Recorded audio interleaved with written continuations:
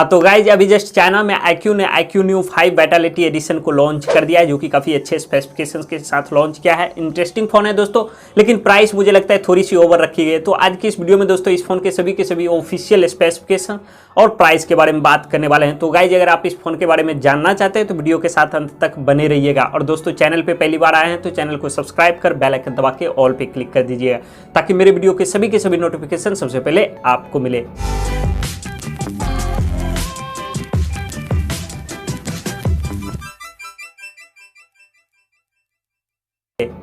Alright दोस्तों, तो चलिए स्टार्ट करते हैं। दोस्तों बात करते हैं सबसे पहले इस फोन के डिजाइन एंड बिल्ड के बारे में। तो डिजाइन और लुक्स वाइज ये फोन चाइना में लॉन्च हुआ iQOO Neo 3 के जैसा ही होने वाला है, सिमिलर है।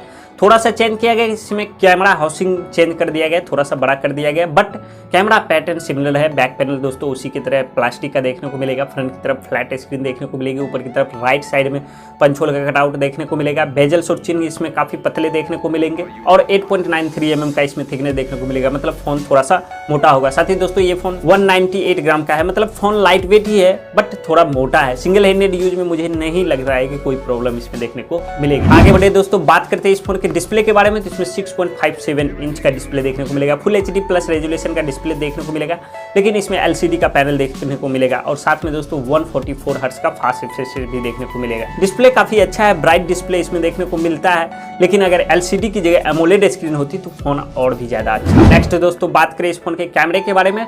तो ट्रिपल कैमरा सेटअप के साथ ये फोन आएगा। 48 MP का ट्रिपल कैमरा सेटअप देखने को मिलेगा। प्राइमरी सेंसर 48 MP के मिलेंगे, सेकेंडरी सेंसर 8 MP के मिलेंगे जो कि अल्ट्रा वाइड सेंसर होंगे, थर्ड सेंसर 2 MP के मिलेंगे जो कि डेप्थ सेंसर होंगे, और फ्रंट की तरफ दोस्तों इसमें 16 MP का सेल्फी कैमरा देखने को मिलेगा। दोस्तों बात करते हैं इस फोन के और भी कुछ फीचर्स के बारे में। तो ये phone LPDDR5 RAM UFS 3.1 storage को सपोर्ट करता है। 3.5 mm जैक का सपोर्ट मिलेगा। Side mounted fingerprint sensor and face lock का भी सपोर्ट मिलेगा। डुअल स्टूडियो स्पीकर भी मिलेंगे। साथ ही दोस्तों गेमिंग करते वक्त फोन गर्म ना हो, इसके लिए इसमें लिक्विड कूलिंग जैसी टेक्नोलॉजी का भी इस्तेमाल किया गया है। और दोस्तों इसे 8GB 128GB 8GB 256GB and 12GB 256GB के 3 वेरिएंट में लॉन्च किए गए हैं। Out of the box Android 11 के साथ। आगे बढ़े दोस्तों, बात करें इस फोन के बैटरी के बारे में। तो इसमें 4430 mAh की बैटरी देखने को मिलेगी, मतलब 4500 mAh की इसमें बैटरी देखने को मिलेगी।